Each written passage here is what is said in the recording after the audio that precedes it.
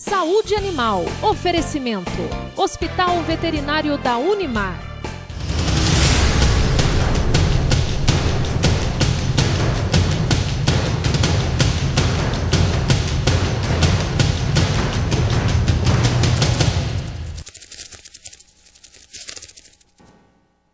Olá, sejam bem-vindos. Começa agora mais uma edição do nosso programa Saúde Animal. E você já sabe que neste mês nós temos um especial voltado para a zootecnia. Estamos recebendo profissionais dessa área e aos pouquinhos conhecendo um pouco mais sobre o trabalho, a rotina, a importância desse profissional para a nossa sociedade. Hoje eu recebo a professora doutora Jaqueline Haddad Machado, zootecnista. Ela vem ao nosso programa já, não é a primeira vez, então nós ficamos felizes com o retorno dela para falar sobre o panorama atual da piscicultura no Brasil. Então, o trabalho do zootecnista também envolvido na piscicultura. Doutora Jaqueline, seja bem-vinda, é um prazer recebê-la.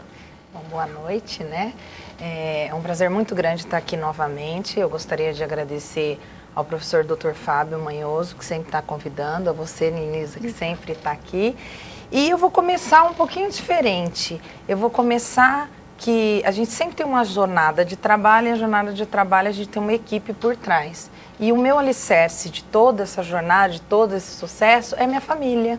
Então, eu vou começar agradecendo ao meu marido, Lafayette, os meus filhos, Bruna e Matheus. Que tem foto deles, né? Tem foto? Nós vamos começar vendo as fotos. Vendo as fotos. Mas é interessante, né? Isso justamente a gente... Ah lá, a imagem. Porque a gente pensa logo, né, na formação acadêmica, na equipe de trabalho, mas sem esse respaldo, como você bem lembrou, fica tudo mais difícil, né, Jaqueline? Isso. Ah lá, a foto. Tá aí, então, homenagem ao seu esposo, né? Isso. Aí a Bruna e o Matheus. Tudo bem, tá feita, então, a homenagem para que a gente possa dar início aqui ao trabalho. Vamos lá, então, doutora. Falando um pouquinho só sobre, antes de entrar na piscicultura, vamos falar um pouquinho da zootecnia, né? Como sempre é bom reforçar, falar da importância do trabalho de vocês, a formação, da importância de uma boa formação, para que quem estiver em casa possa compreender e, claro, dar até mais importância e valorizar ainda mais o trabalho de vocês. O maio é o mês, dia 13 é o dia do zootecnista. O zootecnista, ele mexe com a produção animal, tá? Então, é todo o manejo, é toda a sequência de produtos que vão virar alimento. Então, na realidade, você começa desde o bezerro, se fosse vaca leiteira, né? Então, a bezerra, ela vai ser produtora, aí o leite. Então, todos os animais de produção, a zootecnia cabe. Então, ela mexe com nutrição, ela mexe com reprodução. Em alguns casos, por exemplo, igual a piscicultura, que são peixes, são pequenos, de pequeno porte. Então, o zootecnista, ele tem que entender de toda a cadeia produtiva. Sim. Desde a parte de manejo, desde a parte de reprodução, de nutrição, crescimento, desenvolvimento, até a parte de ictiopatologia, que patologia seria... Logia, estudo, né, pato, doença e ictio, peixe. Então, você envolve, existe vários animais de pequeno porte que o zootecnista cabe toda a parte de produção. Agora, já bovinos, equinos, não, o zootecnista só fica na parte de nutrição, na parte de reprodução, na parte do manejo, do dia a dia, do desenvolvimento. Se o animal, por exemplo, o equino é para... tambor, então o animal vai ser todo preparado, então o zootecnista é o responsável para fazer todo esse animal, né, para o desempenho, então é toda a produção que vai chegar a uma produção. Se é um animal igual o bovino para corte, então a carne é o produto final, então é toda a cadeia produtiva. Então é sempre voltados a animais de produção, que vão gerar alguma produção. Por isso então, a importância para a sociedade toda, né? Bastante. Que a gente possa entender que é alimento, né? Que é o alimento que chegue com qualidade à mesa desse consumidor. Vamos aproveitar e falar mais uma vez sobre a sua formação, né? Que isso eu também considero de suma importância, porque é a partir daí, né, que todo o trabalho vai ser desenvolvido, o reconhecimento, a credibilidade. Bom, eu fiz zootecnia, sou da primeira turma da Unimar. Acabei a zootecnia, eu trabalhei na Unimar por 9 anos, eu fiz a minha especialização junto, né, com a Unimar eu fui para os Estados Unidos, então eu fiz a minha especialização em aquicultura, que é a criação de organismos aquáticos em geral, em Auburn, Alabama, Estados Unidos. Depois eu fiz o meu mestrado na Unesp de Ilha Solteira em nutrição animal. e o meu doutorado em nutrição de peixe na Unesp de Jaboticabal. E dá muito até aí. trabalho, né? Eu fico imaginando, nasceu estudando, né? Nasci estudando. Uma menina, assim, já fez tudo isso. Que beleza, né? Mas isso que é gostar mesmo. Então, na realidade, já faz 20 anos que eu estou trabalhando na zootecnia, não é né? Demais. É muito bom. Então, assim, toda essa... E hoje eu continuo ministrando aula, consegui fazer outro objetivo, que eu adoro pesquisa, né? Eu fui muito para a área empreendedora. E agora, do ano passado para cá, eu voltei a conseguir fazer as minhas pesquisas. Inclusive, eu estou mexendo com a parte de hemograma de peixe. Então, a parte de análises patológicas do sangue, que às vezes o peixe a gente fica a desejar, porque a gente tem que esperar com que ele entre em patologia para a gente poder diagnosticar e tratar. E o tratamento para peixe, na realidade, é muito sofredor para o produtor, porque você termina de matar os que estão doentes e previne. E com a parte hematológica, não, a gente já consegue ter uma prevenção antes. Então, quando se faz a rotina de um pesqueiro, de uma produção, então você tira o exame de sangue e vê como é que está a resistência, como é que está o peixe. E esse trabalho de pesquisa realmente vai ao encontro, né, do que todos os produtores querem, que é rentabilidade, né, a produtividade aumentada, sempre com a evolução. Então, é só por meio de pesquisa mesmo. Por isso a importância de ter alguém, né, na sequência dessa pesquisa, trazendo as novidades para o benefício, certamente, do produtor, né, que é o primeiro beneficiado nisso tudo, porque é economia, a prevenção é economia, sim, não é? Bastante, bastante. Então, isso daí é um grupo grande, inclusive é um grupo de alunos, junto com professores. Inclusive, a professora Silvana vai estar aqui com você isso, a semana que vem. Ela faz parte da minha equipe, que a gente começou com esse projeto, que está em andamento e, graças a Deus, a gente está tendo muito sucesso. Muito bem, então vamos às fotos aqui, aos dados que a professora trouxe para a gente, para que nós possamos conhecer esse panorama, né? O que acontece no cenário nacional, principalmente em relação à piscicultura. Olha lá, temos ali já o mapinha. Isso. Ali, na realidade, para 2014, há uma expectativa de produção de quase 2 bilhões e meio de toneladas, tá? Dentre dessa produção, nós temos 479 para a piscicultura de água doce. No caso, hoje eu vou falar bastante da piscicultura de água doce. Então, a gente vê aqui, na realidade, a distribuição, tá, de todas as regiões. Então, desde o sul, sudeste, centro-oeste, nordeste e norte, tá? E essa produção, ela está dividida em alguns arranques de peixes, que na realidade hoje o Brasil, ele tem a tilápia, que é pioneira, tá? Que ela tá, tanto que se puder passar para o próximo, então aqui é só uma distribuição. Então a gente tem aqui a tilápia, que a gente vai falar um pouquinho de genética, que teve que ter um avanço em relação a isso. Então hoje ela tem uma produção maior que aquela parte vermelha. Então, nós estamos aí com 155.450 toneladas só de produção de tilápia no Brasil. Em segundo lugar, que não é muito usual aqui na nossa região, mas é um peixe muito produtivo no Brasil, que é o tambaqui. Tá? Então, a gente tem ali embaixo o tambaqui. Ele hoje está em segundo lugar, produzindo 102.878 toneladas. A parte representativa em porcentagem, a tilápia seria 39%, o tambaqui 26%. E em terceiro, as carpas, que apesar de não ser, o pessoal às vezes acha que não, mas se produz muita carpa ainda, que foi o primeiro peixe que começou em termos de piscicultura, mas ainda se produz bastante, principalmente no sul, como a gente vê anteriormente ali.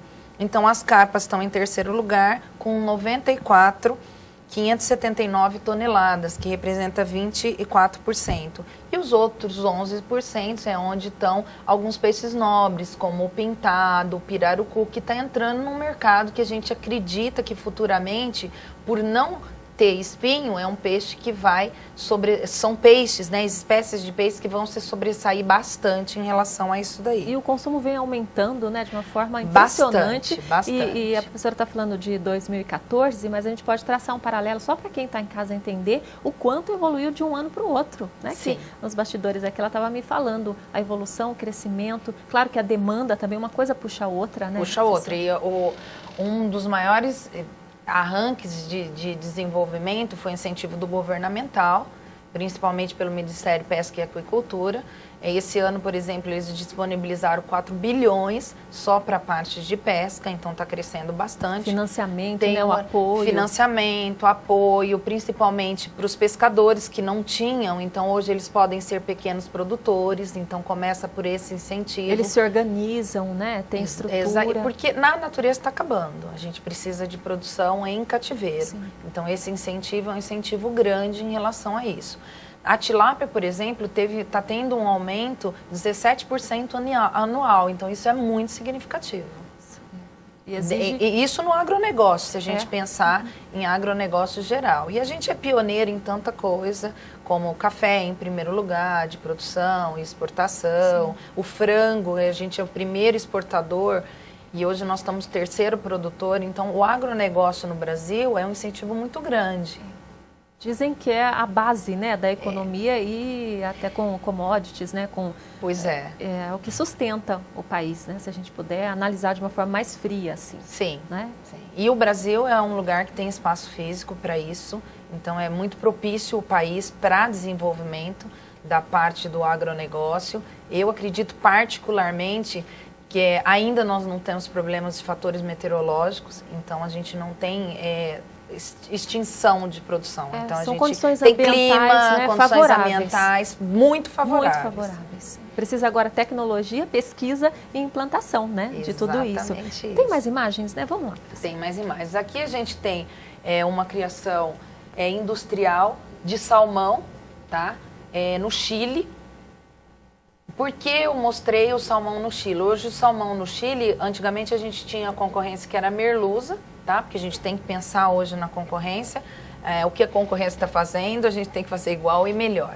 E a nossa produção de tilápia, que hoje já é significativa industrialmente, como eu mostrei nos dados, hoje a gente produz uma tilápia com uma conversão alimentar. O que é conversão alimentar? Quantos quilos de ração para quantos quilos faz de peixe ou faz de animal.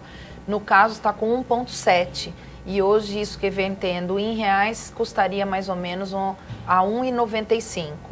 E tanto no Chile quanto na Noruega, mas a Noruega hoje faz uma conversão do salmão de 1,1, tá, a 1,07 dólares o custo de produção, que chega próximo a 1,95. Então começa a ser um concorrente para nós e para isso a gente tem que fazer algumas mudanças. E como sugestão, essas mudanças nada melhor do que tecnologia. Sim. Então melhorar a tecnologia para a gente diminuir o custo de produção. Exatamente, porque senão nós vamos chegar nesse número terrível, né? O produto que vem de fora mais barato, né?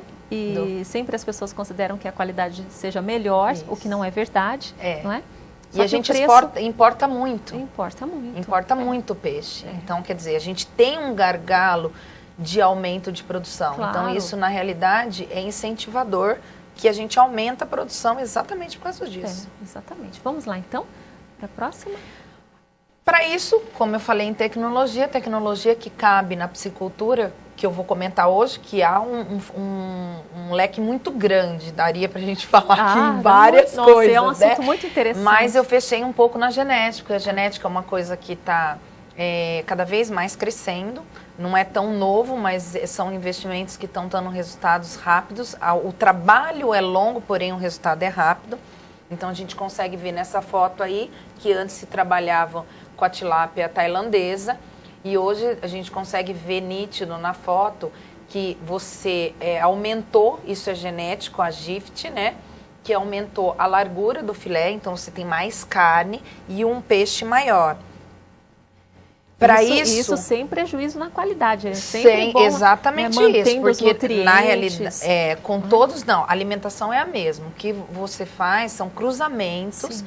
Então, por exemplo, você pega uma espécie de peixe que tenha mais filé e cruza, tá? Com outra espécie de peixe, no caso, teriam que ser tilápias, então são tipos de tilápias diferentes. E a gente vai obtendo melhores resultados. Isso daí, na realidade, a gente faz uma seleção dos melhores filhos que nascem. Então, faz uma seleção de avós, como a gente fala, que seria o híbrido comercial. Então, você faz uma seleção de avós, nasce pais, os melhores pais vão nascer os melhores filhos. E com um número grande, no caso, o peixe, 100 gramas de peixe produz quase 150 mil larvas, óvulos. Então, assim, é grande. Então, você tem características genéticas aditivas que, no caso, você consegue que passe do pai para o filho e o filho se desenvolva melhor, cresça mais. Você seleciona esses maiores e vai cruzando até você conseguir ter uma população ideal, que a gente fala. Então, a realidade é mais ou menos essa. Para isso é feito em laboratório, tá? No caso aqui, é uma matriz de pintado. Essa matriz, inclusive, tem até nome, pode até voltar na anterior, que foi a Doroteia, ela continua na Unimar até hoje. Nossa. O que a gente faz geneticamente? Então, a gente seleciona os pais, aí no lado tem uma canulação, então você consegue pegar os óvulos e ver se está pronto ou não, a qualidade do óvulo. Então, seria uma engenharia genética. Sim. Então, você consegue saber exatamente o que você quer, um perfil, selecionar e está pronto. Literalmente construir, né? Construir. É muito exatamente, bonito esse muito trabalho. bonito. E depois disso, que é o que a gente chama de reprodução induzida, no caso do peixe, que para outros animais seria uma reprodução artificial, né? Aqui é de um pintado, é um dos ovos mais bonitos que tem, né? Eu falo que parece ouro quando sai, porque já é difícil a reprodução de pintado, mas... e aí você vai ter e vai nascer os filhos, vão ser incubados, nascer os filhos que você já fez esse melhoramento genético.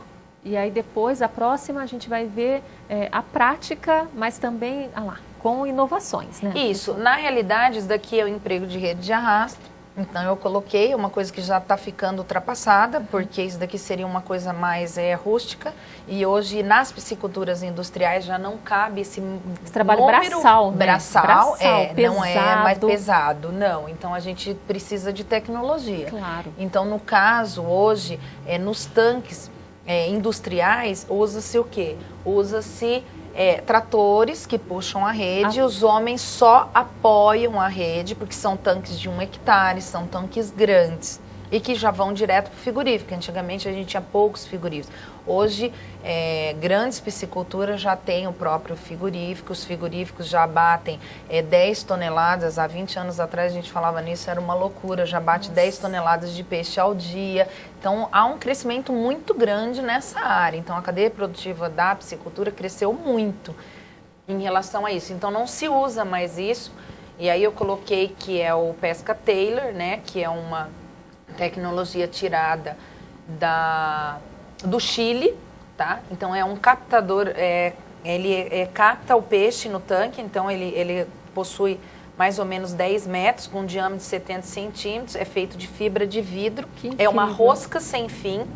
Então, para não prejudicar o peixe, percebe essa estrutura, então ele roda inteiro, para não, então o peixe sobe numa escada, tá? De rosca sem fim, sem pegá-lo, tá? Machucar, então, o homem ele faz o trabalho de colocar o peixe na borda e isso ele vai direto para o caminhão para transporte. Isso era uma das coisas que mais demorava, mais tinha problema de mortalidade dos peixes, porque a gente tinha que contar de 10 em 10, pesar e depois subir para o caminhão. Isso era tudo braçal, muito lento. Então a gente tinha muito problema de patologia. Delicado, né? Exatamente. Não dá para deixar exposto assim, Não né? dá para deixar exposto.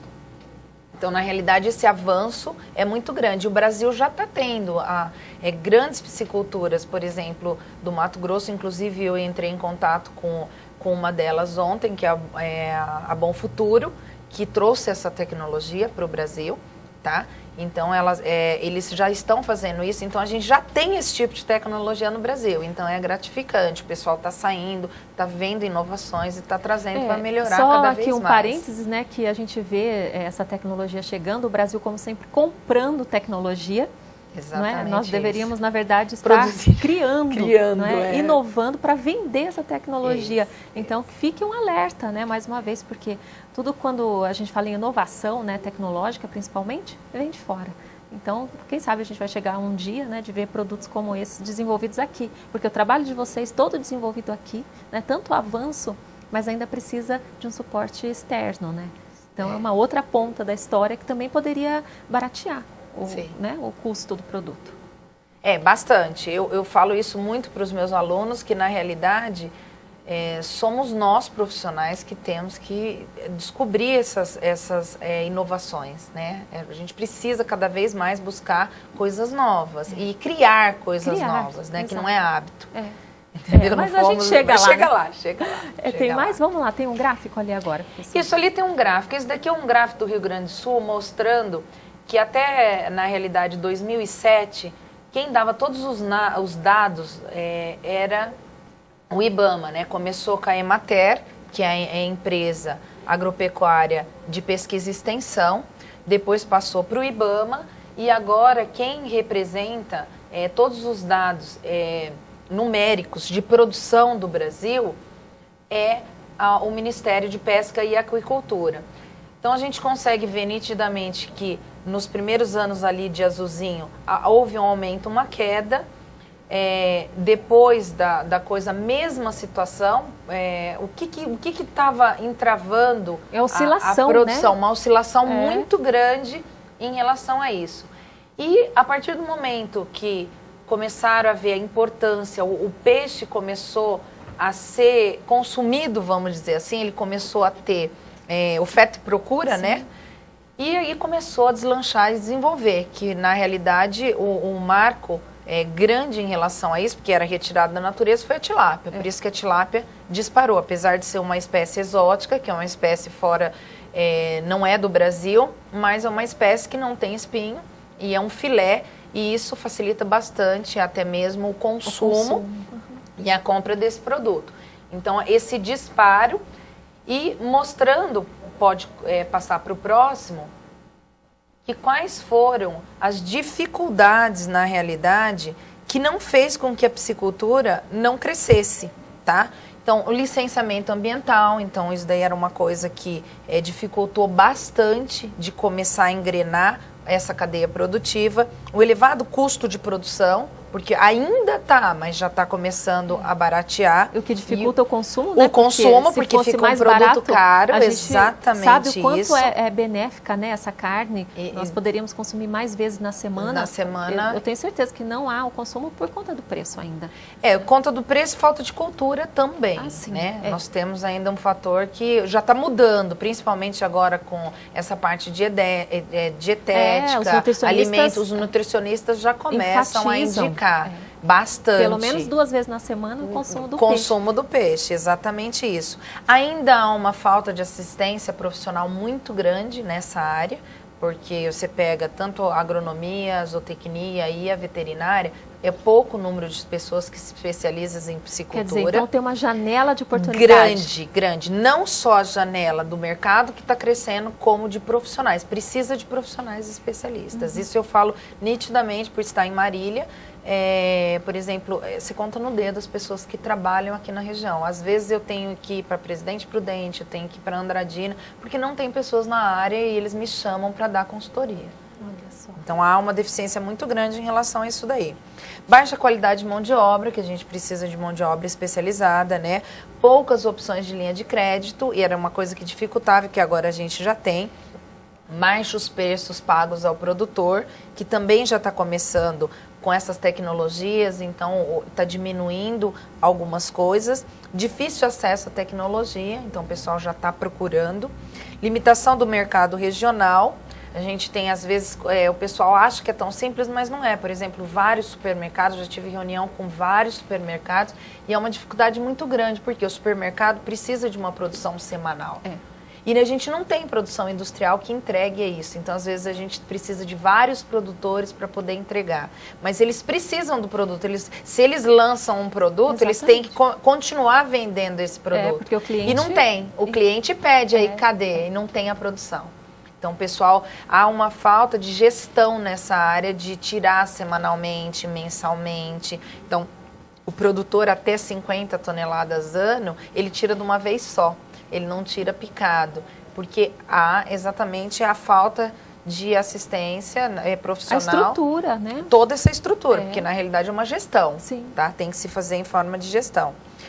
Baixa oferta de ração de boa qualidade, tem trocentas mil fábricas de ração, mas, por exemplo, quando você fala em regiões polo, que é o sul, que é Mato Grosso, tem ração de peixe. Aqui em Marília, por exemplo, eu tenho um problema seríssimo de colocar. Eu tenho lugares que eu dou consultoria e eu não consigo comprar ração. Às vezes eu fecho vários produtores e compro um caminhão fechado para conseguir trazer para cá. Você falando assim, a gente já pensa, né, na falta de visão, né, de muitos empreendedores. E uma coisa vai amarrando a outra, né, vai dificultando o trabalho, porque se houver, né, um despertar assim, para toda essa possibilidade de faturamento, vai virando uma corrente de benefícios, né?